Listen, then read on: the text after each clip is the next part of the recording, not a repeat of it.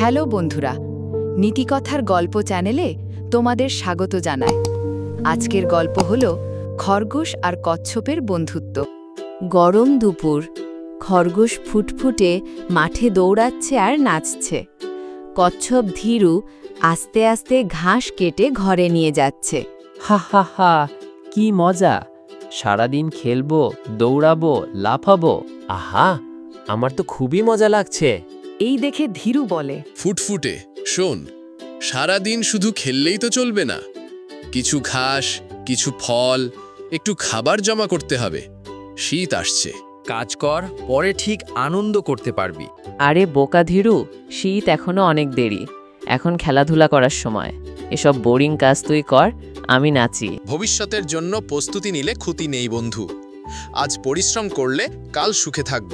ওরে বাবা, তুই তো একেবারে বৃদ্ধ বাবুর মতো কথা বলিস। চল, আমি তোকে দৌড়ে দেখাই কত দ্রুত আমি। এই বলে খরগোশ লাফাতে লাফাতে চলে যায়। কচ্ছপ মাথা নেড়ে ধীরে ধীরে নিজের কাজ করতে থাকে। কয়েক মাস পর আকাশ ধূসর হয়ে যায়, ঠান্ডা বাতাস বই, মাঠে আর সবুজ ঘাস নেই। উফ, এত ঠান্ডা, পেটেও ভয়ানক ক্ষুধা। কোথা থেকে খাবার পাবো? তারপর ফুটফুটে এদিক ওদিক ঘুরে বেড়ায়, কিন্তু কোথাও খাবার না পেয়ে শেষে কচ্ছপের ঘরে যায়। ধীরু ভাই, আমাকে বাঁচা, ভয়ানক ক্ষুধায় মরছি আমি। ফুটফুটে, আমি তোকে আগেই বলেছিলাম শীতের জন্য খাবার জমাতে। তুই কি তখন আমার কথা শুনেছিলি? না বন্ধু, আমি শুধু মজা করতে চেয়েছিলাম। এবার ভুল বুঝতে পেরেছি। দয়া করে আমাকে ক্ষমা কর, একটু খাবার দে। নে বন্ধু, খেয়ে নে। তবে মনে রাখিস, ভবিষ্যতের জন্য পরিশ্রম করাটা খুব দরকারি।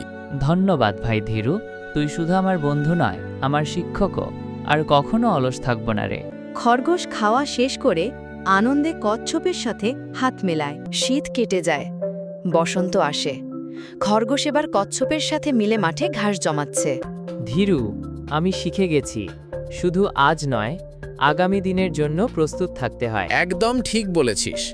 আমরা যদি একসাথে কাজ করি, তবে খেলাধুলাও হবে, ভবিষ্যতে চিন্তাও থাকবে না। হ্যাঁ ভাই, তাই তো। এখন থেকে কাজ আর আনন্দ দুই ভাগাভাগি করে করব। এরপর দুজন মিলে আনন্দে নাচতে লাগলো, আর আশেপাশের প্রাণীরা সব জড়ো হয়ে গেল, আর ওরাও ওদের সাথে নাচতে লাগলো। দেখো দেখো সব, ফুটফুটে এখন একেবারে বদলে গেছে। হ্যাঁ, বন্ধুত্ব প্রাণীকেও বদলাতে পারে। হ্যাঁ, একদম ঠিক কথা। চলো আমরা সবাই একসাথে মিলেমিশে থাকি। বন্ধুরা, মনে রাখো, পরিশ্রম করলে জীবন সুন্দর হয়, আর সত্যিকারের বন্ধু হলে ভুল করলে ক্ষমা করতে জানতে হয়। জীবনে শুধু আনন্দ নয়, ভবিষ্যতের জন্য প্রস্তুতি খুব জরুরি। সত্যিকারের বন্ধু মানে হলো একে অপরকে সাহায্য করা আর শিক্ষা দেওয়া।